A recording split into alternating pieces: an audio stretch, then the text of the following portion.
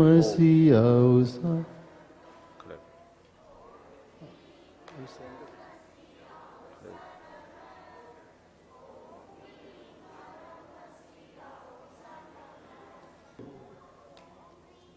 आज मुनीश्री ने संघजी मंदिर सांगानेर के आसपास जो जिनालय हैं उनके दर्शन किए।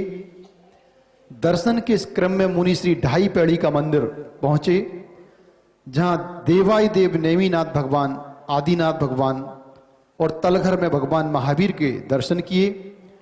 इसके बाद भदीचंद जी के मंदिर में भगवान आदिनाथ, जहां 3 कटने की पांडुशिला पर चंदा प्रभु भगवान शोभायमान थे। और वहां की एक प्रशस्ति में महाराज जी ने पढ़ा कि सांगानेर का नाम कभी सवाई जयनगर भी था। जयपुर सवाई जयनगर वहां स्थान का नाम था।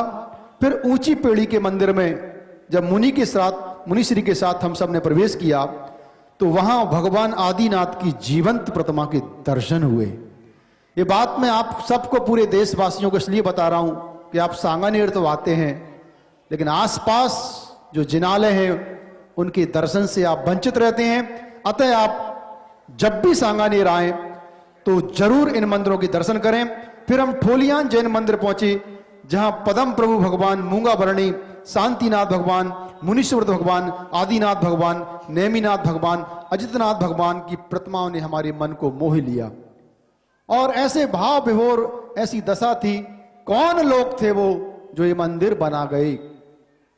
कौन लोग थे वो लोग जो जिनमें विराजमान कर गए?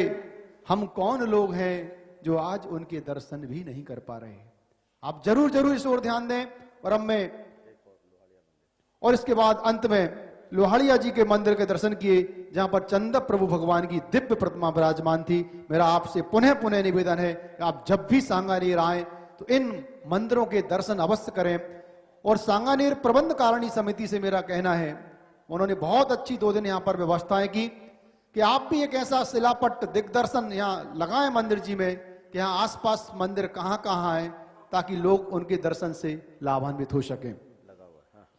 लगा हुआ है, उसको ऐसी जगह लगा दें कि लोगों की निगाह में आए।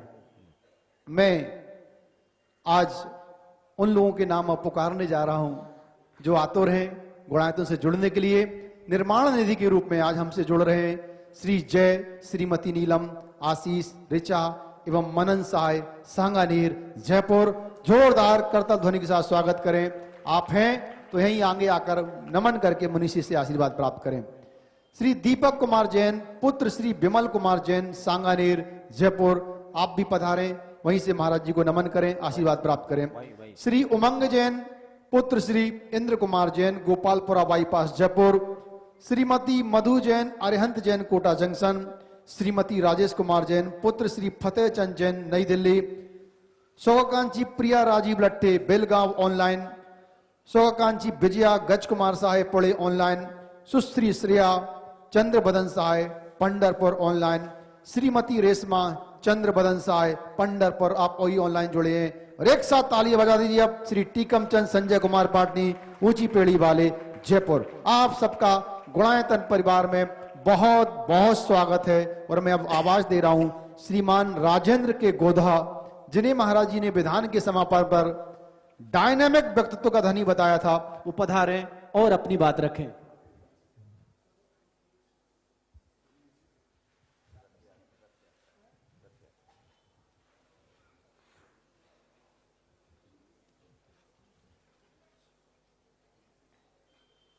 मुनि प्रमाण सागर जी महाराज को नमोस्तु। बोले आदिनाथ भगवान की जय। बंधुओं, जैसा कि विदित है कि आगामी 23 दिसंबर को जयपुर से महावीर जी के लिए जो रथ यात्रा की एक भूमिका बनाई गई है, उसका अंतिम रूप दे दिया गया है। और 23 तारीख को दिन में 11:15 बजे रथ यात्रा जयपुर से महाराज जी के सानिध्य में प्रारंभ होगी और 30 तारीख को महावीर जी रथ यात्रा पहुंचेगी। रास्ते में जगह जगह जहाँ जहाँ भी समाज भी है और जहाँ समाज नहीं है वहाँ भी पूरी व्यवस्था रथ यात्रा में जो साथ जाएंगे उनके लिए की गई है। और मुझे लगता है कि जो जिस तरह की सूचना हम लोगों के पास में आ रही है, लगभग 2000 से ज़्यादा लोग इस रथ यात्रा में अभी तक जाने वालों की सूचना हमें मिली है। और मुझे लगता है कि जब रथ यात्रा प्रारंभ होगी ये संख्या और अधिक पहुंचेगी। रास्ते में सब तरह की व्यवस्था, जिससे किसी भी रथ यात्री को, रथ यात्रा में साथ चल रहे श्रावक को कोई परेशानी किसी तरह की नहीं हो, इसका पूरा इंतजाम किया गया है। मैं आपसे सबसे आग्रह करता हूं कि रथ यात्रा को ऐतिहासिक रूप में सफल बनाएंगे और सफल बनाकर ये बताएं कि जयपुर जैन समाज ने जो भी कार्यक्रम अपने हाथ में लिया है, चाहे चातुर्मास का हो, चातुर्मास में कई सारे कार्यक्रम हुए हैं, ये कार्यक्रम हो वो हमेशा ऐतिहासिक ही होता है और पूर्ण सफल होता है। इसी अपेक्षा के साथ आपकी जिसकी भी रुचि हो जाने की, जिसकी भी भावना हो, जिसका भी मन हो, वो कमेटी को बता दे, जिससे उनके अनुरूप व्यवस्था की जा सके। बहुत सुंदर। मैं अब पहले प्रश्न के लिए आमंत्रित कर रहा हूं कोटा से पधारे श्रीमान हुकम काका, समाज सेवी मुनि भक्त पधारें और अपना पहला प्रश्न रखें। हुकम जी काका।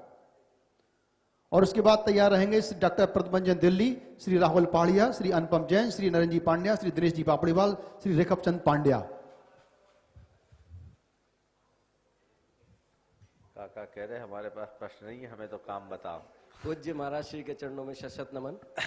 महाराज श्री, मैं राजनीति से आता हूँ, तो मैं हमारे सामने कभी कभी एक बड़ी विकट प्रश्न सामने आता है कि हम जब दूसरे समाज में मंदिर में भी जाते हैं, दूसरे कार्यक्रमों में भी जाते हैं, तो वहाँ हमें ऐसी परिस्थिति होती है कि वो नमस्कार भी करना पड़ता है। और भी तो जैसा शास्त्रों में ऐसा आता है कि आपके आशय को मैं समझ गया, मैं बीच में ही आपको रोक रहा हूँ। तो आशाधर जी ने शागार धर्मामृत में एक बहुत अच्छा उल्लेख किया, एक कार्य पात्र और एक धर्म पात्र। धर्म बुद्धि से हम बीतराग देवशास्त्र गुरु का आश्रय लेते हैं, वही हमारे पूज्य हैं, वही हमारे इष्ट हैं। लेकिन गृहस्थ जनों को लौकिक व्यवहार में बहुत सारे कार्य करने पड़ते हैं। उन्होंने कार्यपात्र, धर्मपात्र, लोकपात्र, ये तीन दिए। किसी वरिष्ठ व्यक्ति का अभिवादन करना लोकपात्र है। कार्य को देखते हुए, लौकिक कार्यों को देखते हुए, जिस देश काल की परिस्थिति के अनुरूप आप जी रहे हैं, सबके साथ सामंजस्य बना करके जीना, वो कार्य पात्र की व्यवस्था है। और धर्म पात्र, जिन्हें हम अपने संसार का संतारक मान करके स्वीकार करते हैं, वह एक ही है, वह बीतराग, जिनकी हमें शरण में जाना चाहिए। मैं समझता हूँ इन तीनों बिंदुओं को देखोगे, आप और आप जैसे तमाम लोगों की शंकाओं का सहज समाधान हो जाएगा। नमस्ते महाराज जी। महाराज जी, जैसा हम सब लोग जानते हैं, जब जब कर्म सत्ता में आते हैं, चाहे वो शुभ अशुभ कर्म हो, अपने कर्मों के अनुसार फल देते हैं। लेकिन मैं ये जानना चाहता हूँ, अगर परिवार में 4 या 5 सदस्य हैं, उनके अलग अलग कर्म सत्ता के अनुरूप क्या फलों में कुछ बदलाव आता है कि अगर दूसरे का शुभ कर्म का है? निमित्त नैमित्तिक संबंध होता है। एक के पुण्य से बहुतों का पाप दब जाता है, एक के पाप से बहुतों का पुण्य दब जाता है, एक के पुण्य से अनेकों का पुण्य उदीरित हो जाता है, और एक के पाप से अनेकों का पाप उदीरित हो जाता है। 4 समीकरण बनते हैं। बहुत अच्छा प्रश्न किया आपने। जैसे किसी घर परिवार में एक पुण्यशाली जीव उत्पन्न हो जाए और उसका पुण्य प्रबल हो, बैनाला जी सही समय पर आए, एक व्यक्ति का पुण्यशाली जीव का पुण्योदय हो और पुण्य प्रबल हो, तो उसके पुण्य की तीव्रता होने पर अन्य जीवों का अगर पाप हो तो मंद भी पड़ सकता है, और हो सकता है पुण्य और प्रचंड हो तो वह संक्रमित भी हो सकता है। धन्य कुमार की कथा को सामने लेकर के चलो। धन्य कुमार जिस घर में पैदा हुआ, उस घर में पहले कुछ भी नहीं था, धन्य कुमार की पर्याय के टाइम। और जिस दिन धन्य कुमार माँ के पेट में आया, दिन दुनी रात चौगुनी वृद्धि हुई, और धन्य कुमार के जन्म लेते ही वो धन्य धन्य हो गए, इसलिए उसका नाम धन्य कुमार हुआ। तो किसी के पुण्य से औरों का पुण्य भी उदीरित हो गया, भोगा सब अपने पुण्य को, निमित्त बना धन्य कुमार का पुण्य। तो पुण्य के उदय से सामने वाले का पुण्य उदीरित हो सकता है, सामने वाले का पाप मंद हो सकता है। जैसे आज किसी यान पर चल रहे हैं, किसी गाड़ी पर चल रहे हैं, और उस समय किसी जीव का पापोदय है और उसी गाड़ी में कोई महान पुण्यशाली जीव बैठा है, उसका पाप यदि तीव्र होगा एक्सीडेंट कराएगा, और इसका पुण्य यदि तीव्र होगा तो एक्सीडेंट कराने के बाद भी खनोच नहीं आने देगा। तो एक के पुण्य से दूसरे का पुण्य मंद भी हो सकता है और परिवर्तित भी हो सकता है। एक के पाप से सामने वाले का पुण्य मंद हो सकता है या पाप उदय में आ सकता है। इसी धन्य कुमार के पिछले जीवन को देखो, जब वो मां के पेट में आया उसी दिन से उनके घर की बदहाली हो गई। जन्म लेते ही जागीरदार पिता की मृत्यु हो गई। धीरे धीरे एक एक संपत्ति बिकनी शुरू हो गई। जो पूरे इलाके का जागीरदार था उसके बेटे को मजूरी करने को मजबूर होना पड़ा। मां भिखारिन जैसी स्थिति बन गई। घर परिवार छोड़कर उसे निकलना पड़ा। ये किसके कारण? पेट में आया वो धन्य कुमार, अकृत पुण्य, नाम ही उसका रखा गया अकृत पुण्य। और उस अकृत पुण्य की पर्याय में इसके पाप के कारण पूरे परिवार को भी पाप का सामना करना पड़ा। और ये पाप कौन सा था? जिन मंदिर के द्रव्य का भोग किया था, जिनालय के देव द्रव्य का उपभोग किया था। आजकल लोग बड़े निश्चिंत होकर के इनका उपभोग करते हैं। बहुत गलतियां हैं, बड़ी वेदना होती है लोगों की दशा को देखकर। फिर कई बातें हैं जो करूंगा, अभी मैं नहीं कर रहा हूं, लेकिन ये उसका पाप था, उसके परिणाम स्वरूप ऐसा सब कुछ हो गया। तो ये सारा समीकरण बनता है। तो किसी के पुण्य से कई तर जाते हैं, इसलिए हमेशा अच्छे का सहारा लो, और अगर तुम अच्छे हो तो औरों को अच्छा सहारा दो। मुनिश्री, मेरा मन हो रहा है कि आज एक प्रश्न मैं पूछूं। पूछो। प्रश्न ये है महाराज जी कि जो व्यक्ति अपने कंधे पर मंदिर की जवाबदारी रखते हैं, उसका यश भी कमाते हैं कि हम इसके अध्यक्ष हैं, हम इसके आयोजक हैं, लेकिन उसकी देखरेख नहीं करते, ऐसे जीवों को किस पाप का बंध होगा? देखो, मैं आज इस चर्चा को नहीं छूना चाह रहा हूं, क्योंकि फिर उससे मेरा ऑपरेशन बिगड़ जाएगा। अभी मत छेड़ो तो अच्छा, क्योंकि मैं बोलूंगा तो मेरे भीतर की वेदना निकलेगी, फिर मुझे पता नहीं मैं क्या बोल दूंगा, तो मामला बिगड़ जाएगा। इसलिए पहले समझने दो चीजों को, फिर बात करें। ठीक है, बोलिए आप। नमस्ते महाराज जी, मेरा नाम अनुपम जैन है। आपने श्यामनगर में चमड़ा छोड़ने के आह्वान के लिए किया था, जिसमें कई सारे लोगों ने चमड़ा छोड़ा। आज मेरा प्रश्न ये है कि महाराज जी, जैसे हम सुबह उठते हैं और उठते ही जो चीजें हम यूज करना चालू करते हैं, पहले टूथपेस्ट, फिर साबुन, फिर शैम्पू, उसके बाद परफ्यूम लगाते हैं या जो भी पहनते हैं, इन सभी चीजों में महाराज जी मैक्सिमम, क्योंकि ये प्रोडक्ट्स बाहर के बने हुए हैं, बाहर से ही आए हैं इंडिया में, ज्यादातर चीजों में एनिमल फैट या बोन सब कुछ यूज होता है, जिसे हम लोग जानते हुए भी बहुत सारे लोग यूज कर रहे हैं, बहुत सारे लोग नहीं जानते हैं। तो इनके सबके ऑल्टरनेट्स आ गए हैं, बहुत इजीली सब जगह उपलब्ध भी हैं। तो ये यूज करने के बाद भी हम अपने आप को कैसे जैन बोलते हैं, या कैसे हम अहिंसक हो गए? बहुत महत्वपूर्ण बिंदु पर ध्यान आकृष्ट किया है। रोजमर्रा की जिंदगी में होने वाली अनावश्यक हिंसा से कैसे बचे, ये सबको सोचना चाहिए। आपको अपने जीवन के लिए सौंदर्य प्रसाधन की सामग्रियां नित्य प्रति आवश्यक होती, कीजिए। पुराने जमाने में भी लोग प्रसाधन का उपयोग किया करते थे, लेकिन हिंसा से बचकर।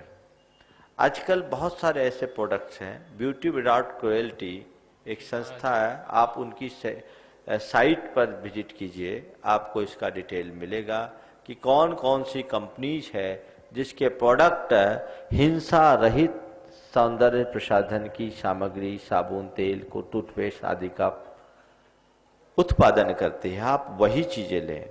पतंजलि योग फार्मेसी के जितने भी प्रोडक्ट हैं, जो आप लोग रामदेव बाबा के प्रोडक्ट कहते हैं, मैंने उनको देखा, वो सारे के सारे प्रोडक्ट, कुछ जिसमें शहद का प्रयोग, क्योंकि हिंदू परंपरा में शहद को शुद्ध माना जाता है, तो जिनमें शहद का प्रयोग नहीं है उनको शहद का प्रयोग है उनको छोड़कर बाकी सारे उत्पाद का आप उपयोग कर सकते हैं। मैंने देखा, मुझे लाकर दिखाया भी गया कि इंटरनेशनल पैकेजिंग है और बहुत अच्छा उत्पाद है। और आजकल तो मुझे ऐसी जानकारी मिली कि हमेशा मार्केट में इनकी मांग बनी रहती है और आप उसी का प्रयोग करें, इससे दोहरा लाभ होगा। आप हिंसा से भी बचेंगे और स्वदेशी को भी बढ़ावा मिलेगा।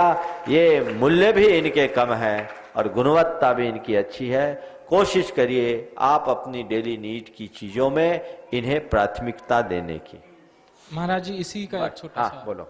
शहद भी महाराज जी बहुत सारे जैन यूज करने लग गए हैं और उसको कई लोग क्योंकि हिंदुओं में या डॉक्टर्स बोलते हैं तो वो लोग उसको इग्नोर कर देते हैं कि इसमें क्या फर्क पड़ता है, तो मीठा है या दवाई के काम आता है, या शहद को हम मांसाहार नहीं मानते। बिल्कुल शहद कभी नहीं लेना चाहिए। एक बूंद शहद खाने में 7 गांव जलाने का पाप लगता है। शहद मधुमक्खियों की उगाल है, थूक है, ये तो ऐसे भी नहीं लेना चाहिए। इसलिए इनका पूर्ण परहेज करना चाहिए और इससे बचना चाहिए। ये सर्वथा अहिंसामय जैन धर्म के विरुद्ध है। नमस्ते महाराज जी। कुछ हिंदू शास्त्रों में भी निषेध है, लेकिन उनके यहाँ के पंचामृत में शहद है, उनकी धार्मिक मान्यताओं में शहद है। इसलिए हम हिंदू परंपरा के हिसाब से शहद का निषेध नहीं कर सकते। थोड़ा देखो बाएं और बच्चों की शोर को शांत करो। देखो बच्चे चुप हो जाए। हाँ, गुरुवार के चरणों में नमस्तु। मैं नरेंद्र पांड्या, महाराज मंत्री अति क्षेत्र मंदिर संघ सांगानेर।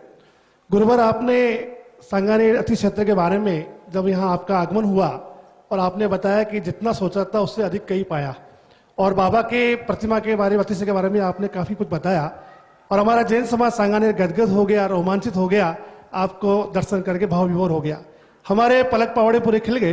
लेकिन गुरुवार आज जब ये मालूम पड़ा कि कल आपका बिहार हो रहा है तो मन में काफी वो भी हो गया कि गुरुवार हम ऐसा क्या पुण्य करें कि आपके चरण दोबारा पुण्य हमारी धरती पे पड़े सांगानेर के लिए। भैया अभी और गुरुदेव मेरे एक जिज्ञासा है कि आज गुरुवार सांगानेर जिन मंदिरों के दर्शन किए और उनकी अनुभूति और उनके बारे में थोड़ा सा आप समाज को जागृत करें, क्योंकि यहाँ तो पूज्य मुनिवर श्री सुधा सागर जी महाराज के आशीर्वाद से कमेटी पूरी कर संकल्प है कि किसी प्रकार की यहाँ असुविधा न हो, चाहे त्यागी व्रत हो, साधु व्रत हो, समाज हो, और कोशिश कर रहे हैं कि कमी हो तो हम पूरी करेंगे।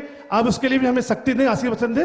लेकिन सांगानेर के आज जो मंदिर दर्शन किए उसकी अनुभूति बताएं और जो कमी है जिज्ञासा करें। समाज पूरा सुन रहा है, थोड़ा महाराज जी आपका दिशा निर्देश चाहिए। देखिए, पहली बात तो अभी हमारा बिहार नहीं भ्रमण चल रहा है और भ्रमण है तो भ्रमण के हिसाब से चलता है। श्रमण संस्कृति संस्थान का जैन संस्कृति के उत्थान में महत्वपूर्ण योगदान है, तो मेरी दृष्टि में वो भी एक बड़ा तीर्थ स्थान है, उसे अपने कार्यक्रम में जोड़ना ही था। और सुधा सागर जी महाराज की एक बहुत बड़ी देन है जैन समाज को, तो वहां तो जाना ही है। हालांकि वो भी सांगानेर में ही है और उसका उदय भी सांगानेर से ही हुआ है, इसलिए सांगानेर वालों को इसके विषय में कुछ सोचना नहीं चाहिए। अब वो रहना कितना वो तो जाने के बाद पता लगेगा, अभी तो जाने की बात है। दूसरी बात, आज मैंने यहाँ के मंदिरों के दर्शन किए, देखा भव्य जिनबिंब, लेकिन मंदिरों की दशा को देखकर मन बड़ा द्रवीभूत हो उठा। मैं चाह नहीं रहा था कि बोलूं, लेकिन आपने भी छेड़ दिया है। मैं ऐसा अनुभव करता हूं कि इस तरह की बातें जब सार्वजनिक रूप से बोल दी जाती है तो उसके व्यवस्थापकों को कई बार बहुत आघात पहुंचता है और जो काम सरलता से होना चाहिए उस काम में बड़ी जटिलता हो जाती है। मैं चाहता हूं कि जितने भी इन मंदिरों से जुड़े हुए लोग हैं उनको आप कल बुलाएं, उनसे बात करूं कि अनजाने में उनसे कितना पाप हो रहा है। इतनी बड़ी धरोहर, उसका ठीक ढंग से रख रखाव नहीं करना तीव्र अंतराय कर्म के बंध का कारण है। जिनेंद्र भगवान की आराधना है। तुम्हारे बाप दादाओं ने जिन मंदिर का निर्माण किया और तुम अपने प्रमाद के कारण आज उन मंदिरों की उपेक्षा कर रहे हो। एक मंदिर तो ऐसा मिला जिसके हमको दर्शन की भी सुविधा नहीं मिली, पता लगा चाबी गोल है। तो ये क्या है? जिन लोगों ने मंदिर बनाया इसलिए थोड़ी बनाया था कि तुम ताला बंद करके चले जाओ। ये किसी की जागीर नहीं, संस्कृति की धरोहर है, श्रद्धा का आयतन है। इसे अच्छे से संभाल कर सको तो करो, और नहीं कर सकते तो उनको सुपुर्द कर दो जो मंदिर का ठीक ढंग से प्रबंध करने में सक्षम है। अभी भी मैं कुछ नहीं बोलना चाहूंगा, समय पर बोलूंगा। एक बार मैं इतना जरूर कहना चाहता हूं कि जितने भी मंदिर हैं उन मंदिरों का जिनके जिनके हाथ में भी प्रबंध है, एक बार मैं उनसे उनकी बात सुनना चाहता हूं और फिर इसके बाद जो मुझे उचित लगेगा वो मार्गदर्शन दूंगा। लेकिन इनको निमित्त बनाकर मैं देश भर के उन तमाम दर्शकों से कहना चाहता हूं, कभी भी धर्मायतन हो तो उसे अपनी जागीर मत समझना। जिस दिन तुम्हारे मन में धर्मायतनों के प्रति जागीरी का भाव आ जाएगा, उसी दिन तुम्हारा पतन शुरू हो जाएगा। वो संपत्ति नहीं है, धरोहर है, श्रद्धा का आयतन है। और अगर तुम्हारे कंधों पर उसको संभालने की जिम्मेदारी है तो प्राणपण से संभालो। और यदि किसी कारणवश तुम अपने आप को अक्षम महसूस करते हो तो किसी सबल कंधे की तलाश करके उसके ऊपर इसका भार सौंप दो, ताकि हमारी संस्कृति की यह धारा अक्षुण्ण और अविरल बहते रहे। नमस्ते। श्री राजेंद्र भणावत पूर्व IAS अधिकारी हैं, आप आए अपना प्रश्न पूछने के लिए। इसके बाद हाँ तो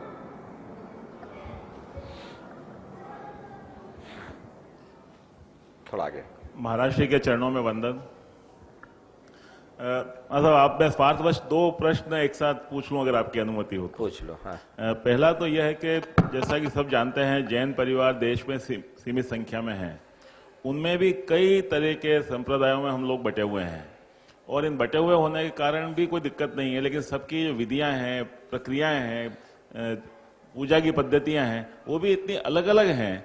जैसे कहीं पर प्रकाश का होना वर्जित माना जाता है, कहीं प्रकाश का होना सही माना, कहीं पानी के उपयोग को कम करना सही माना जाता है, कहीं पानी के अधिक उपयोग को सही करना माना जाता है। तो आज की युवा पीढ़ी को जब हम ज्यादा से ज्यादा जोड़ना चाहते हैं अपने धर्म के साथ में, तो उसमें एक संशय की और असमंजस की स्थिति उनमें कई बार वो प्रश्न करते हैं हम जैसे लोगों से, तो हम उसका समाधान करने में थोड़ा सा कठिनाई महसूस करते हैं। एक तो ये प्रश्न था मेरा। दूसरा, मैं ये प्रश्न मन में उठता है, प्रशासनिक सेवा में करीब 38 वर्षों तक मैंने काम किया, और 2 तरह के लोग देखने में आते हैं। एक ऐसा जो पूरी विधि के अनुसार परोक्ष रूप से या प्रत्यक्ष रूप से देखें तो पूरी धार्मिक तरह से जीवन यापन कर रहे हैं, रोज पूजा पाठ करते हैं, रोज सारे ग्रंथों का, शास्त्रों का अध्ययन करते हैं, लेकिन अपना जो काम है उनका, व्यवसाय या नौकरी, उनमें पूरी तरह से या तो बहुत ऐसा काम करते हैं जिसमें किसी का शोषण होता है, किसी प्रकार अनैतिकता होती है, किसी प्रकार का वैधानिक भी होता है, और दूसरे ऐसे लोग हैं जो बहुत जीवन यापन बहुत सरल और सच्चे तरीके से करते हैं, लेकिन इन विधियों का पालन पूरा नहीं कर पाते। तो दोनों में से कौन श्रेयस्कर है? दोनों हो तो अच्छी बात है, दोनों एक तरह से करें अच्छा। बहुत अच्छी बात, आपने बहुत अच्छी बात पर मेरा ध्यान आकृष्ट किया। आप खड़े रहे 2 मिनट। आपने पहला जो प्रश्न उठाया कि समाज में रहने वाले पंथों और संप्रदायों के बीच हम अपनी नई पीढ़ी को क्या संदेश दें, मैं बहुत सीमित शब्दों में आपको उत्तर देता हूं। अपनी भावी पीढ़ी से एक ही बात कहें, पंथ नहीं पथ देखो। हमारा उद्देश्य पंथों में उलझने का नहीं होना चाहिए। हमारा उद्देश्य भगवान तीर्थंकर भगवंतों के द्वारा प्रतिपादित पथ का अनुसरण करने का होना चाहिए। हमारे तीर्थंकर भगवंतों ने जो उपदेश दिया उसका मूल केवल ये पूजा विधि नहीं, उपासना आराधना की प्रक्रिया नहीं, उसका मूल अहिंसा और वीतरागता है, जो जैन धर्म का प्राण तत्व है। धर्म के रूप में यदि आज किसी को स्वीकार करना है तो जिसमें अहिंसा की पुष्टि होती हो, वीतरागता की पुष्टि होती हो, जीवन की पवित्रता का जो आधार बनता हो, उसे स्वीकार करो। मूलभूत तत्व ज्ञान का आश्रय लो। युवा वर्ग को यह बताया जाए कि इन क्रियाओं में ज्यादा मत उलझो, जीवन को बदलने की प्रक्रिया को स्वीकार करो, तुम्हें जैन धर्म के मर्म का बोध होगा और अपने जीवन का उद्धार कर लोगे। मैंने देखा है बहुत सारे युवक इन्हीं कारणों से जैन धर्म से विमुख हो जाते हैं। ये धर्म की बाहरी क्रियाएं हैं, धर्म का मूल स्वरूप समझो। इसलिए पंथ नहीं पथ देखो। और यदि तुम्हारी पंथ विशेष के प्रति आस्था है, तुम अपने अनुरूप चलो, पर अपना पंथ किसी को थोपो मत और किसी अन्य को से अपने आप को प्रभावित भी मत होने दो। देखो तुम्हारा पथ क्या है, जिससे अहिंसा की पुष्टि होती हो, वीतरागता की पुष्टि होती हो, उसे सहज रूप से स्वीकार करो, जीवन आगे बढ़ेगा। मेरा पूरी समाज को यही संदेश है। दूसरा सवाल आपने पूछा कि कुछ लोग होते हैं जो अपनी धार्मिक क्रियाओं में तो बहुत अच्छे रहते हैं, यानी रिचुअल्स बहुत अच्छे होते हैं, लेकिन व्यवहार उनका ठीक नहीं, एथिक्स कमजोर होता है। ये रिचुअल और एथिक्स दोनों अलग अलग चीजें हैं। हमारी धार्मिक रीतियां हमारे चरित्र के निर्माण का आधार है। अगर हम किसी भी धर्मानुष्ठान के प्रयोजन को गौण कर देंगे तो उसका हमें सही फल नहीं मिलेगा। तो धर्म की क्रिया करो अपने जीवन व्यवहार में पवित्रता लाने की, सामंजस्य और सरलता प्रकटाने की। और यदि नहीं है तो हम बीज बो रहे हैं पर फल नहीं खा पा रहे हैं। हमें ऐसा बीज बोने से कोई लाभ नहीं जो फलीभूत न हो। इसलिए कोशिश हमारी ये होनी चाहिए कि हम जितनी धार्मिक क्रियाएं करें हमारे व्यवहार में उतनी ही पवित्रता है। सवाल जो दूसरा है कि जिन लोगों का धार्मिक कार्यों में रुझान ज्यादा नहीं होता पर आचार व्यवहार अच्छा होता है, दोनों में श्रेष्ठ कैसा है? मैं ये कहता हूं कि दूसरा व्यक्ति यदि धार्मिक क्रियाओं से भी जुड़ जाए तो सोने में सुगंध हो जाएगी। इसलिए इसे श्रेष्ठ कौन है यह कहने की जगह मैं ये कहूंगा दोनों से जुड़ जाना ही जीवन को श्रेष्ठ बनाने का आधार है। इसलिए दोनों से जुड़े, एक से जुड़े हो, दोनों अधूरे। मेरा आपसे निवेदन है कि सभी लोग अपने मोबाइल स्विच ऑफ कर लें, प्रसारण में प्रॉब्लम है उससे। इंटरनेट डाटा ऑफ कर लें। गुरुवर के चरणों में बारंबार नमोस्तु नमोस्तु नमोस्तु। गुरुवर, कर्म बांधने के लिए बहुत भव होते हैं, लेकिन सिर्फ मनुष्य भव ही है जिसमें कर्म काटे जा सकते हैं। फिर भी मनुष्य उस भव के बहुत गलत उपयोग करता है, ऐसा क्यों? ऐसा इसलिए कि उसे अपने मनुष्य भाव का मूल्य पता नहीं। अगर चमार के हाथ में चंदन का लकड़ी आता है तो कहते हैं वो चमार उससे चमड़ा कूटता है। अब अज्ञान है। एक कहावत है, चंदन पड़ा चमार के, चंदन पड़ा चमार घर। यहाँ चमार से किसी जाति विशेष की बात मैं नहीं कर रहा हूं, लेकिन एक भारतीय भाषा में जो स्थान दिया गया उस दृष्टि से कह रहा हूं। चंदन पड़ा चमार घर, निस्दिन काटे चाम, और चंदन बेचारा क्या करे पड़ा नीच के धाम। जिसकी आंखें खुली नहीं होती, जो मनुष्य जीवन का मूल्य और महत्व नहीं जानता, वही इस मानव जीवन का दुरुपयोग करता है। लेकिन जिसे पता है कि ये मनुष्य जीवन संसार सागर से पार उतरने का एक श्रेष्ठ आधार है, वो भूल करके भी इसका कभी दुरुपयोग नहीं करता। जैसे एक नादान बच्चा कांच की गोलियों की भांति कंचन की गोली को भी फेंक देता है, लेकिन समझदार आदमी जो कांच और कंचन का भेद जानता है वह कभी भी कितना भी कांच में आकर्षण हो आकृष्ट नहीं होता और कंचन की कभी उपेक्षा नहीं करता। जानो तुम्हारे भीतर का कंचन कितना मूल्यवान है, उसे पहचानो, तब तुम्हारा जीवन धन्य होगा। मेरा प्रामाणिक ऐप पर प्रश्न भेजने वालों से निवेदन है वो निराश ना हो। बहुत शीघ्र ही हम ऐसी व्यवस्था बनाने जा रहे हैं कि निश्चित समय आपके लिए इस शंका समाधान में रहेगा। नमोस्तु महाराज, मेरा नाम राहुल जैन है। महाराज 14 जनवरी को मकर संक्रांति का त्यौहार है। इस दिन महाराज काफी पक्षियों की हत्या हो जाती है। पतंग उड़ाते हैं लाखों की तादाद में, जिसमें काफी जैन हिस्सा लेते हैं। जैन सोशल ग्रुप से वो पतंगों का विमोचन कराते हैं, बड़े बड़े लोगों को बुला करके आप पतंग का विमोचन करिए। माइक पास में लगा लें जी। पतंग का विमोचन करवाते हैं, बच्चे उनको उड़ाते हैं, उनके डोर से पक्षी पंख कटवा के और कैसे गर्दन कटवा के मरते हैं। और हर साल ये होता है महाराज।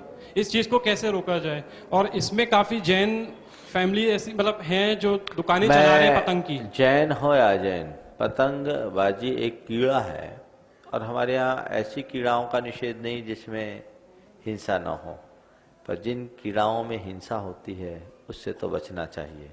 इसमें पंचेंद्रीय प्राणियों की हिंसा हो तो उससे एकदम बचना चाहिए, क्योंकि काफ़ी ऊंची उड़ान भरते हैं पतंगों के माध्यम से, धागा बारीक होता है, पक्षियों को नहीं दिखता, तो ये और उसमें कांच लगा, धागे बहुत तीक्ष्ण होते हैं, अपनी उंगली कट जाए ऐसे होते हैं।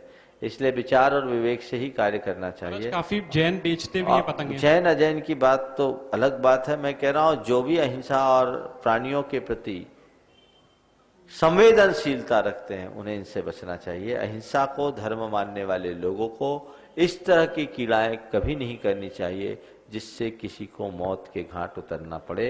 सबको बचना चाहिए। और इस बार के यदि मकर संक्रांति आए और पतंगबाजी करे तो इस बात का पूरा ध्यान रखे ताकि लोग जीव हिंसा रहित तरीके से अपने त्योहार को मना सकें।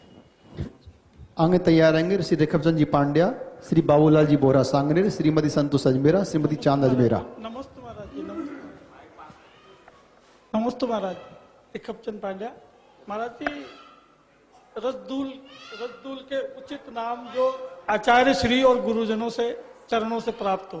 क्या रजदूल का अन्य उचित नाम, रजधूल का अन्य उचित नाम जो आचार्य श्री एवं गुरुजनों के चरणों से प्राप्त हो। ये किसी प्रतियोगिता का प्रश्न है और इसका जवाब मेरे पास नहीं है, खोजिए। ऐसे रज और धूल को रेणु भी बोलते हैं। चलिए, पर ऐसे प्रश्न मेरे से मत पूछा करिए। नमोस्तु महाराज जी, मेरा प्रश्न ये है कि कितनी बार ऐसी झांकियां लगती है जिसके अंदर हमें कहा जाता है कि अभिषेक करो, कि गोमटेश्वर का अभिषेक करो या फिर आप समय शिखर जी के अंदर हो तो अभिषेक करो। तो महाराज जी हमारा मन करता है अभिषेक करने का, तो महाराज जी क्या रात्रि को अभिषेक करना चाहिए या नहीं करना चाहिए? दिन में करना चाहिए, रात में नहीं। सभी लोग मेरी ओर देखें और माइक को इस प्रकार से पकड़े से मैं पकड़े हूं। जल्दी। नमस्ते महाराज जी, मेरा प्रश्न यह है कि कई बच्चे मूल नक्षत्र में पैदा होते हैं और मूल नक्षत्र में जो पैदा होते हैं उनको सब कहते हैं कि मूलों को शांत कराएं, तो अपने जैन धर्म के अनुसार उसका क्या उपाय है? देखो, हर महीना में एक दिन मूल नक्षत्र आता है और मूल नक्षत्र में जो भी पैदा होंगे सबके साथ ऐसा होगा। तो ऐसा हो गया कि महीने में जिस दिन मूल नक्षत्र हो उस दिन तो सब बच्चे के इसलिए मूल शांत करना होगा। मैं इनको नहीं मानता और जैन धर्म में इनका बहुत ज़्यादा स्थान नहीं है। एक व्यक्ति के लिए ऐसा था, उनका बच्चा मूल में हुआ और बीमार रहता था, तो जिसके पास गया बोला महाराज जी ये मूल के बारे में बताया। वो लड़का हो गया था 15 साल का। 15 साल का होने के बाद परिवार के लोगों ने एक दिन मुझसे कहा महाराज बेटा बीमार रहता है, सब तरह से इलाज करते हैं लेकिन कोई ना कोई बीमारियां इसको लगी रहती है। अब इसके मूल की शांति का उपाय लोगों ने तरह तरह का बताया, कुछ हुआ नहीं। महाराज जी मूल की शांति कैसे करें? तो मैं कभी भी किसी को कोई उपाय बताता हूं तो कोरा उपदेश नहीं देता, मैं आदमी की श्रद्धा को जगाने का प्रयास करता हूं, उसके कॉन्फिडेंस को डेवलप करना चाहता हूं। अब मैंने कहा देखो ऐसे मूल वगैरह कुछ नहीं होता, फिर भी यदि कोई चीज है, कोई अशुभ का प्रसंग है तो मैं एक काम करो, इनको कल्याण मंदिर विधान करो। और संस्कृत का कल्याण मंदिर विधान करना मैंने जीवन में पहला प्रयोग कराया था। और आपको बताऊं, सन 2010 में उस बच्चे के साथ परिवार के लोगों ने कल्याण मंदिर विधान कराया। उसके बाद से जो भी योग हुआ, अब उसको उस तरह की कोई परेशानियां नहीं है। अभी वो बच्चा बेंगलोर में बहुत अच्छे से पढ़ रहा है। नमस्ते महाराज। तो ये एक प्रयोग है, भगवान पार्श्वनाथ का स्तवन करे, कल्याण मंदिर स्तोत्र करे, पाठ करे। कोई भी आपको किसी तरह की बातें करे, टोटकेबाजी में पढ़ने की जगह भगवान की स्तुति भक्ति कीजिए, आपका पाप पुण्य में परिवर्तित हो जाएगा। नमस्ते महाराज जी, मैं संतोष सांगानेर से। मेरा प्रश्न यह है कि अनंत चतुर्दशी की जो 14 आती है उसके आगे अनंत क्यों लगाया जाता है? क्योंकि उस दिन तो भगवान वासुपूज्य मोक्ष गए थे। देखो, अनंत चतुर्दशी के बारे में मैंने पहले भी बोला, इसकी मूल तो कथा से सब कुछ देखना चाहिए। मैंने कथा मेरे स्मरण में नहीं है, लेकिन मैं मानता हूं कि धर्म की जिस दिन धर्म की पूर्णता होती है, हम लोग 10 धर्म की आराधना करते हैं और अंतिम दिन ब्रह्मचर्य धर्म की आराधना करते हैं। तो जिस चतुर्दशी को धर्म की आराधना हमने की और धर्म की परिपूर्णता की, उस चतुर्दशी को हमारे भीतर अनंत शक्ति आ जाती है। यूं कहे जो धर्म का आराधन करता है वो अनंत शक्ति का स्वामी हो जाता है। शायद इसीलिए उस चतुर्दशी को अनंत चतुर्दशी कहा जाता हो। नमस्ते महाराज। अनंत चतुर्दशी व्रत है, लेकिन अनंत क्यों शब्द ये है ना, तो कथा में और देखो क्या है, मुझे कथा का स्मरण नहीं है क्योंकि कथाएं मैं कम पढ़ता हूँ। और फिर भी मुझे जो उसका एक आध्यात्मिक रहस्य समझ में आ रहा है कि हमने 10 दिन धर्म की आराधना की और उस धर्माराधन के फल स्वरूप अब हमारे भीतर अनंत की श्रद्धा और अनंत की शक्ति प्रकट हो गई, इसलिए अनंत चतुर्दशी की संज्ञा उसे दी जाती होगी, ऐसा कहा जा सकता है। कथाओं के लिए मैंने इसलिए नहीं कहा क्योंकि अधिकतर कथाएं भट्टारिकी है और कथाओं में कईयों में जान नहीं है। इसलिए मैं कथाओं में ज़्यादा रस नहीं लेता। नमोस्तु महाराज जी, मैं सपना जैन मनावर से आई हूँ। वैसे तो आपने बहुत बार इस मेरे प्रश्न का आंसर दे चुके हैं, पर मुझे आपके मुख से सुनना था, इसलिए मैं आपसे फिर से पूछती हूँ कि मैं ऐसे क्या भावना भाऊं कि मेरा आने वाला बच्चा बहुत संस्कारी हो और तीर्थंकर प्रकृति का हो। और तीर्थंकर प्रकृति का तो नहीं हो सकता, पर मैं चाहती हूँ कि वैसा हो। और मैं क्या संस्कार दूं, गर्भ संस्कार की, आप मुझे ये बताइए। देखो आप, मैंने कई बार कहा भी है, इन दिनों जितना बने अपने मन को शुभ भावों में भरो, धार्मिक चिंतन और बच्चे के भीतर उत्साह बढ़ाने वाली कथाएं पढ़ो, उसके बल पौरुष और पराक्रम को बढ़ाने वाली कथाएं पढ़ो, महापुरुषों के चरित्रों को पढ़ो, अपना चित्त संक्लेश से मुक्त रखो, जहाँ तक बने आमोद प्रमोद, धार्मिक चिंतन और ललित कलाओं के मध्य अपना समय बिताओ। इस बात का ध्यान रखो कि तुम्हारी जितनी भी प्रवृत्तियां, उसका सारा प्रभाव उस पेट में पलने वाले आगामी बच्चे पर पड़ेगा। इसलिए अच्छे भाव बनाकर रखो।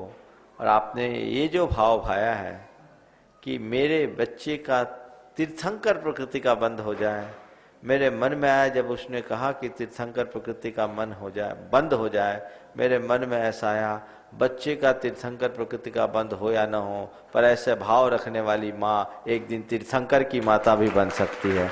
ये आशीर्वाद मेरा तुम्हारे लिए है कि आज एक बच्चे को जन्म दे रही हो, भवांतर में तीर्थंकर को जन्म देने का सौभाग्य पाओ और जितना बन सके अपने मन को शुभ में रमाओ।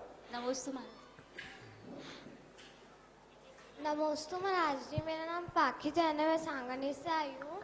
मेरा प्रश्न है, जब महाराज श्री आहार करने जाते हैं उससे पहले जब वो मंदिर जाते हैं तो वो कैसे डिसाइड करते हैं कि वो किसके घर जाए? हाँ, महाराज जी जब आहार को जाते हैं तो कैसे डिसाइड करते हैं किसके घर जाए? देखो, इसका दो सिस्टम है। या तो हम डायरेक्ट किसी के मन में सोच लें कि आज अमुक के यहाँ जाएं, हम जा सकते हैं, समझ गए, जा सकते हैं, जिसके यहाँ हमें जाना हम जा सकते हैं, हम नियम ले, ऐसा कोई अनिवार्य नहीं है। लेकिन प्राय हम लोग ऐसा नहीं करते हैं, क्योंकि सब भक्त लोग हैं, किसको प्रायोरिटी दें। तो हम लोग अपने मन में कुछ सोच लेते हैं, जा रहे हैं, आज पहले नंबर पर जो खड़ा होगा उसके यहाँ जाएंगे, तीसरे नंबर पर खड़ा होगा उसके यहाँ जाएंगे, कोई कलश लिए हुए होगा उसके यहाँ जाएंगे, कोई श्रीफल लिए रहेगा उसके यहाँ जाएंगे। इस तरह की विधि सोच लेते हैं। जैसे आज मैंने सोच रखा था कि जो कपल दो दो कलश लेकर खड़े होंगे वहाँ जाऊँगा, आज योग मिल गया, तो ये ग्रेस से नहीं मेरिट पे काम हुआ है, समझ गए। तो जिसका योग मिलता है वहीं होता है। तो ये हम लोगों के ऊपर है, उस समय हमारी जो मनस्थिति बन जाए उसके अनुरूप होता है। चलो। नमोस्तु महाराज। नमोस्तु महाराज जी, मेरा नाम छवि जैन है, मैं सांगानेर से आई हूँ। मैं गुराईतनगिरी गुल्लक दान करने आई हूँ। बहुत बढ़िया। हाँ, मेरा प्रश्न ये है कि सब लोग लड़कों को ही क्यों जाने देते हैं बाहर, उनसे कोई रोक टोक क्यों नहीं करते? सब लड़कियों से 10 सवाल पूछते हैं, ऐसा क्यों? क्या बात है। इस बच्चे ने पूछा है, आवाज उसकी आप लोगों ने सुन लिया, लड़कों से रोक टोक नहीं और लड़कियों से 10 सवाल क्यों पूछा जाता है। सुनो, लड़कों को रोक टोक इसलिए नहीं है, ध्यान से सुनना। आप लोग जब घर से बाहर निकलते हो और खाली जेब निकलते हो तो आपको घर में कुछ कहा जाता है क्या कि सावधानी से जाना? हाँ, कहा जाता है क्या? खाली जेब है जाओ, क्या खोएगा। लेकिन जेब भरी हो, भरी बैग हो और घर से निकलना हो तो क्या कहा जाता है? भैया संभल कर रहना, समझ गए। तो जिसके पास कुछ नहीं होता उसके लिए कोई नहीं रोकता, जिसके पास माल होता उसे कहा जाता है संभल के रखना। लड़के फकीर है इसलिए रोक टोक की जरूरत नहीं, और लड़कियां लक्ष्मी है इसलिए उन्हें रोक टोक की जरूरत।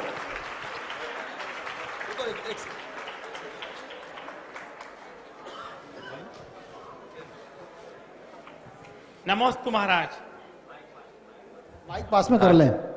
नमोस्तु महाराज, मैं प्रिंस बढ़ जात्या सांगानेर से, मैं दृष्टिहीन हूँ महाराज। मेरा प्रश्न है चंद्रगुप्त और भरत चक्रवर्ती के 16 सपनों को वर्तमान में क्या सत्य के निकट माना जा सकता है? कृपया मार्गदर्शन करें। कथनचित हम कह सकते हैं 16 सपने चंद्रगुप्त को आए, भरत चक्रवर्ती को आए, और तीर्थंकरों के जन्म के पूर्व भी उनकी माताओं को 16 सपने आते हैं। तो मैं तो ये मानता हूं जो 16 सपने आते हैं वो 16 आने सत्य होते हैं। तो तीर्थंकरों की माताओं के भी सपने 16 आने सत्य हुए, और भरत चक्रवर्ती और चंद्रगुप्त के भी जो सपने आए वह भी 16 आने सत्य है। सत्य के निकट नहीं, 16 आने सत्य है। नमस्ते महाराज। नमस्ते महाराज जी, मेरा प्रश्न ये है कि मंदिर में शाम को आरती क्यों करते हैं? क्या? मंदिर में शाम को आरती करते हैं? आरती क्यों नहीं करते हैं? क्यों करते हैं? सुबह पूजा करते, शाम को आरती करते, सब समय अलग अलग कार्यक्रम बटा हुआ है। चलो आगे। नमोस्तु महाराज, आपको सतना समाज की तरफ से कोट कोट बंधन। महाराज जी, आज से 12 साल करीब पूर्व आप सतना में कह के आए थे जैन अजैन समाज से कि हम शीघ्र ही आपके शिखर जी के दर्शन करके आएंगे। सब लोगों का कहना है कि ऐसे महाराज हमने आज तक नहीं देखे हैं, वो कब आएंगे कब आएंगे। महाराज की बात कभी असत्य होती नहीं है।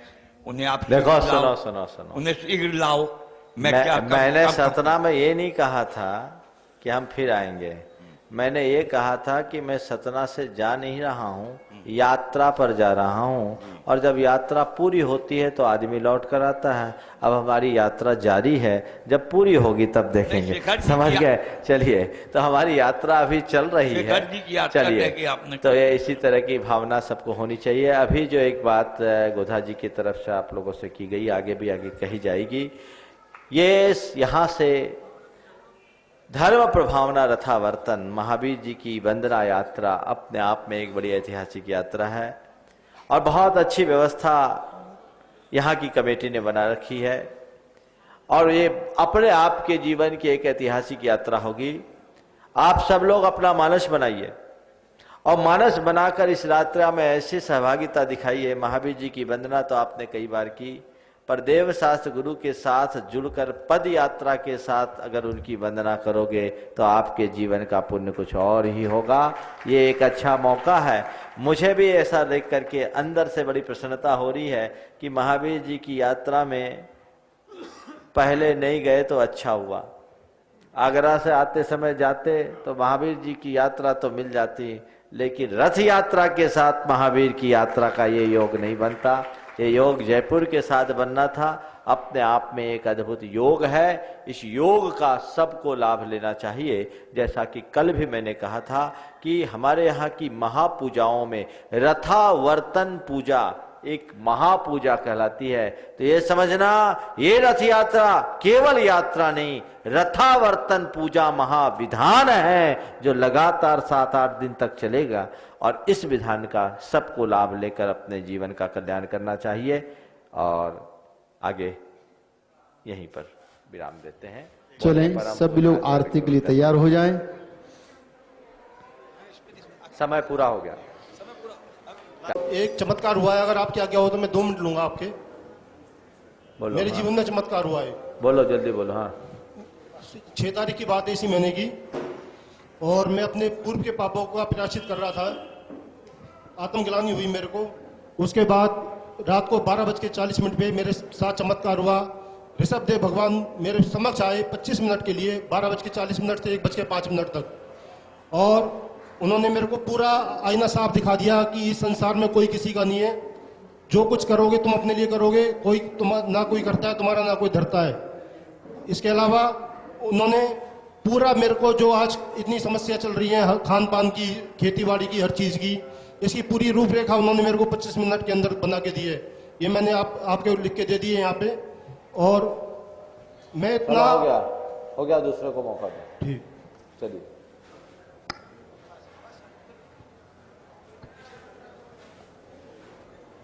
नमस्ते महाराज श्री, मेरा नाम जयंत जैन है और मैं बांसवाड़ा प्रांत बड़ौदिया से हूँ। तो सबसे पहले तो मैं बांसवाड़ा प्रांत बड़ौदिया की तरफ से आपको बारंबार नमस्ते करता हूँ। महाराज जी, मेरा प्रश्न ये है कि जैसे मैं और मेरे भैया हम यहाँ पर पढ़ाई कर रहे हैं बाहर, तो हम सही तरीके से जैन धर्म का पालन नहीं कर पा रहे, तो ऐसा कोई आसान तरीका है जिससे हम जैन धर्म का पालन कर सके? बिल्कुल ठीक पूछा है तुमने, ये बात कई बार आई है। हमें ऐसी व्यवस्था बनाने की आवश्यकता है जिसमें हमारे जैन बच्चे बाहर से आए, पढ़े, तो पढ़ाई के साथ साथ जैन संस्कारों के अनुरूप जी सके, जैसे उनको भगवान के दर्शन मिल सके, दिन में भोजन मिल सके। यही चाहते हो ना? देखो जल्दी जयपुर में ऐसी व्यवस्था बन सकती है। आगे बढ़ो। नमस्ते नमस्ते महाराज जी। महाराज जी, मेरा नाम वैभव देवल है, मैं लंदन से आया हूँ। आपका हमेशा वहाँ पर हम प्रोग्राम देखते हैं, हमारा बहुत बड़ा ग्रुप है, हम वहाँ पर पूजा अभिषेक वगैरह सब करते हैं और आपके हम ऑनलाइन भक्त हैं महाराज जी। हम वहाँ पर जब स्वाध्याय करते हैं तो एक प्रश्न भी रिसेंट आया था जिसका जवाब मेरे पास नहीं था, तो मैं इसलिए आपके पास आया हूँ। और भी कुछ बात मुझे आपसे करनी है, 5 मिनट का आपसे समय बाद में लूंगा। महाराज जी, जैन दर्शन के अनुसार बीजाक्षर का क्या महत्व है और वो कितने होते हैं महाराज जी? देखिए, बीजाक्षर ऐसा अनेक है और बीजाक्षरों का महत्व है। मंत्र के प्रयोग में बीजाक्षरों का प्रयोग हमारे यहाँ बहुत प्राचीन काल से किया जाता रहा है, जैसे ओम, ह्रीम, श्रीम, क्लीम, ब्लूम, छीम, छमौम, छमा, ये जितने भी बीजाक्षर हैं प्राचीन काल से हमारे यहाँ चलता आ रहा है। ओम, ह्रीम, श्रीम, क्लीम तो बहुत प्राचीन बीजाक्षरों में है। अन्य बीजाक्षरों का भी कम से कम 1000-1100 वर्ष प्राचीन उल्लेख देखने को मिलता है। तो ये स्पष्ट रूप से है कि बीजाक्षरों का हमारे यहाँ महत्व है। इसी तरह बीज बुद्धि हमारे गणधरों की एक रिद्धि होती है, उसमें एक बीज पद के द्वारा समस्त श्रुत के अर्थ को जानने की सामर्थ्य विकसित होती है। तो ये बीजाक्षर है। बीजाक्षर का मतलब ऐसा अक्षर जिसमें बीज की भांति अनंत शक्ति समाहित हो। जैसे एक छोटे से बीज में विशाल वट का वृक्ष समाहित होता है, वैसे एक छोटे से अक्षर में परम चैतन्य शक्ति का प्रस्फोट होता है, उसे बीजाक्षर कहते हैं। बहुत सुंदर, और मुझे बहुत अच्छा लगा सुनकर कि लंदन जैसी जगह में रह करके भी तुम और तुम्हारे साथी स्वाध्याय से जुड़े हैं और इस तरह की धार्मिक जिज्ञासा रखते हैं। मेरा तुम्हें और तुम्हारे साथियों को सबको बहुत बहुत आशीर्वाद। नमस्ते महाराज। नमोस्तु महाराज। नमोस्तु महाराज श्री, मेरा नाम रक्षांश जैन है और मैं सांगानेर से हूँ। मेरा प्रश्न है कि महाराज श्री, भगवान के आगे वीतरागी क्यों लगाते हैं, विद्वेषी क्यों नहीं लगाते? बहुत सुंदर। जो वीतरागी होता है वो विद्वेषी ऑटोमेटिक हो जाता है, समझ गए? और द्वेष तो जल्दी खत्म हो जाता है, राग बहुत कठिनाई से खत्म होता है, इसलिए वीतरागी कहा। जब तक राग है तब तक द्वेष बनेगा, राग खत्म हुआ द्वेष भी चला जाएगा। हाँ, चलिए। नमोस्तु महाराज जी, मेरा नाम वर्षिका है। गुरुवर, सारी शंकाओं का समाधान कैसे कर देते हैं आप? इतने पॉजिटिव वे में सरलता से सबको समझा देते हैं। हर शंका का समाधान कैसे होता है आपके पास? देखो, मुझे पता नहीं मैं कैसे करता हूँ। मैं तो देखता हूँ आप लोग अपनी गेंद फेंकते हो, मैं बल्ला चला देता हूँ और बाउंड्री पार हो जाता है। इसके अलावा मुझे और कोई पता नहीं। हर बार 6 ही हो जाता है गुरुवर। बहुत सुंदर। चलिए, देखो, कई चीजें ऐसी होती है जो श्रोताओं के पुण्य से फलती है। लोग मेरे बारे में बहुत सारी बातें कहते हैं, मेरी प्रशंसा भी करते हैं, पर मैं इसमें 2 ही बात जानता हूं।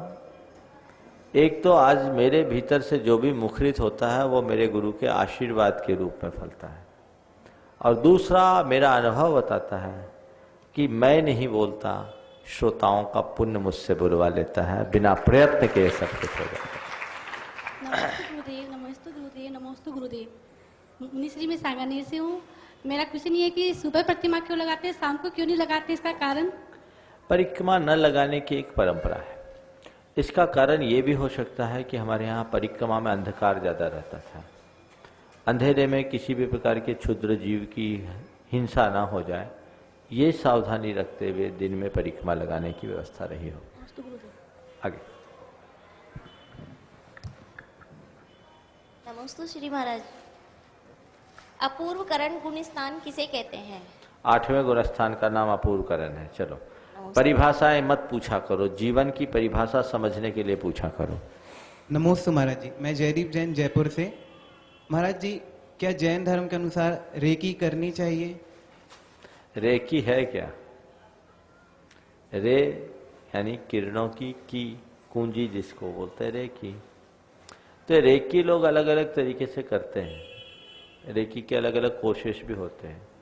वस्तुतः यदि व्यक्ति अनुभव करे तो नमोकार मंत्र के माध्यम से भी ऊर्जा को एक दूसरे के बीच तक पहुंचाया जा सकता है।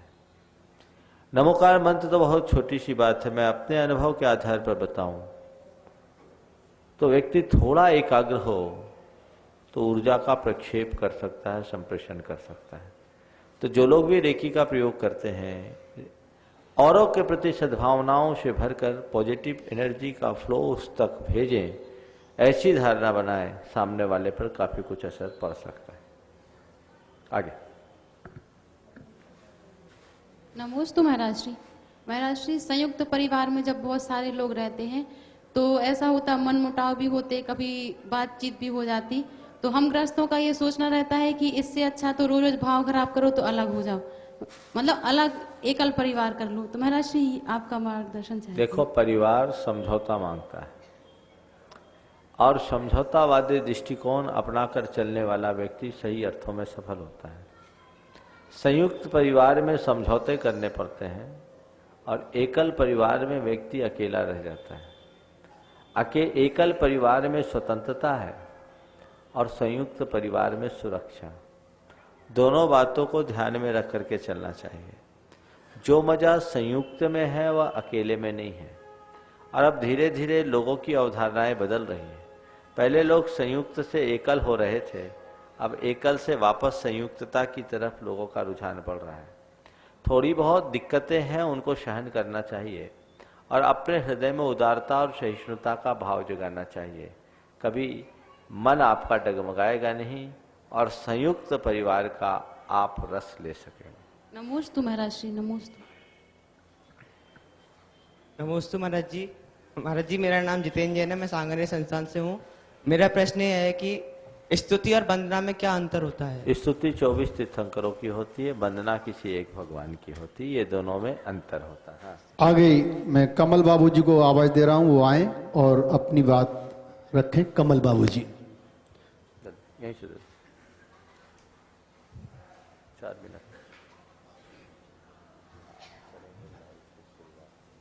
बोलो आदिनाथ भगवान की, बोलो आचार्य विद्यासागर जी महाराज की, मुनि श्री प्रमाण सागर जी महाराज की, मुनि विराट सागर जी महाराज की।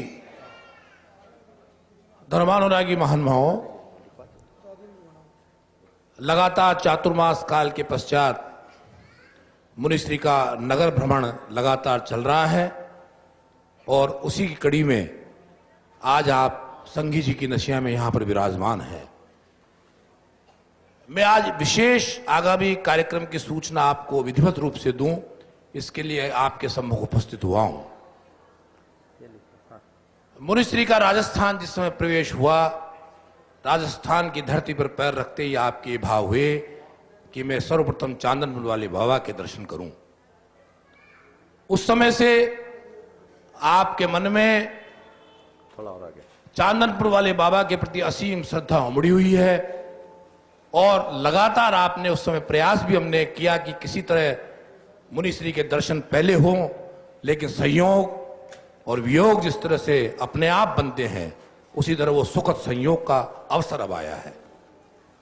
वो अवसर भी ऐसे समय जब हम मुनिश्री ने आग्रह भी किया कि जब 0- की सर्दी की, इस कड़ाके की सर्दी में, क्योंकि हमारे जैन मुनि पैदल चलते हैं, न वस्त्र ओढ़ते हैं, न उनको अन्य सुविधाएं लेते हैं, लेकिन फिर मुनिश्री की असीम श्रद्धा रही कि नहीं, मुझे चांदनपुर वाले बाबा के दर्शन करने हैं। और ये संयोग बना है 23 तारीख को हम विधिवत रूप से मुनिश्री दोनों विराट सागर जी महाराज और प्रमाण सागर जी महाराज रामलीला मैदान से 11:15 पर वहां से 23 तारीख को महावीर भगवान की वंदना करने के लिए वहां से मंगल विहार करेंगे।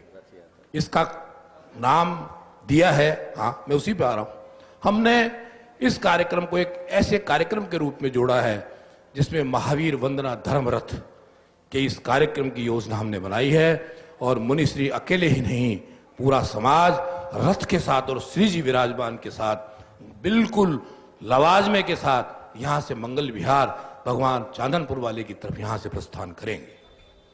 आगे के कार्यक्रमों के स्थानों के चयन के लिए हमारी टीम आज वहां गई हुई है। जगह जगह जहां स्थान पर महाराज श्री का मंगल विहार होगा, वहां का समाज उमड़ेगा, वहां के लोग उमड़ेंगे, क्योंकि हमारे चलते फिरते तीर जिस गली और जिस मोहल्ले और जिस प्रांत और जिस जगह से निकलते हैं तो वहां की जनता स्वमेव उमड़ती है और उसकी धर्म प्रभावना होती है। इस रथ का उद्देश्य ये भी है कि जगह जगह जिन लोगों को धर्म प्रभावना होगी वहां मुनिश्री के दर्शन का लाभ भी मिलेगा, प्रवचन का लाभ भी मिलेगा, और साथ में दर्शनों के लाभ के लिए जो लोग उस पैदल यात्रा में सम्मिलित होंगे वो चांदनपुर वाले बाबा के दरबार में भी वहां पर पहुंचेंगे। काम समय कम है, चैनल का टाइम है, मैं आपको विस्तृत सूचनाएं बाद में दूंगा।